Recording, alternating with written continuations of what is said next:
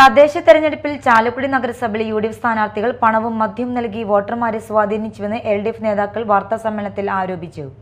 ഇത്തരത്തിൽ വിജയിച്ചുവെന്ന ജനപ്രതിനിധികളെ അയോഗ്യരാക്കണമെന്നും ഇവർ വാർത്താസമ്മേളനത്തിൽ ആവശ്യപ്പെട്ടു. തെരഞ്ഞെടുപ്പ് കമ്മീഷനിൽ പരാതി നൽകിയിട്ടുണ്ടെന്നും ഇവർ അറിയിച്ചു.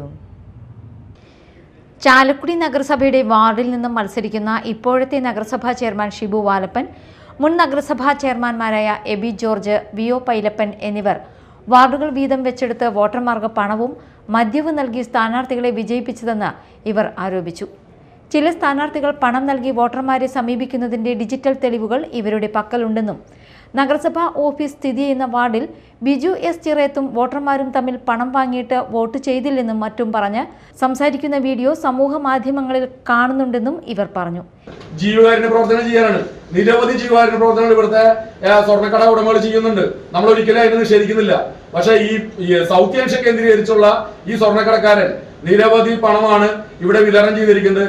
അദ്ദേഹത്തിന്റെ അക്കൗണ്ട് പരിശോധിക്കണം. അദ്ദേഹത്തിന്റെ ബാങ്ക് അക്കൗണ്ട് പരിശോധിക്കുകയും ഇലക്ഷൻ കമ്മീഷൻ ഈ ബിജു എസ് ചിറ ഇതിനെ സത്യപ്രതിജ്ഞ ചെയ്യാനായിട്ട് അനുവദിക്കരുത്, ഇദ്ദേഹത്തിനെതിരെ നടപടി സ്വീകരിക്കുകയും അവിടെ ഇലക്ഷൻ ക്യാൻസൽ ചെയ്തിട്ട് റദ്ദ് ചെയ്തിട്ട് അവിടെ രണ്ടാമത് ഇലക്ഷൻ നടത്തുകയും വേണമെന്നാണ് ഞങ്ങൾ ആവശ്യപ്പെടുന്നത്. ഇലക്ഷൻ കമ്മീഷൻ ഞങ്ങൾ പരാതി അയക്കുന്നുണ്ട്. ഇനി വരും ദിവസങ്ങളിൽ നിയമ നടപടിയായിട്ട് മുന്നോട്ട് പോകും. ഇത്തരത്തിൽ വിജയിച്ചു വന്ന ജനപ്രതിനിധികളെ അയോഗ്യരാക്കണമെന്നും ഇവർ വാർത്താസമ്മേളനത്തിൽ ആവശ്യപ്പെട്ടു.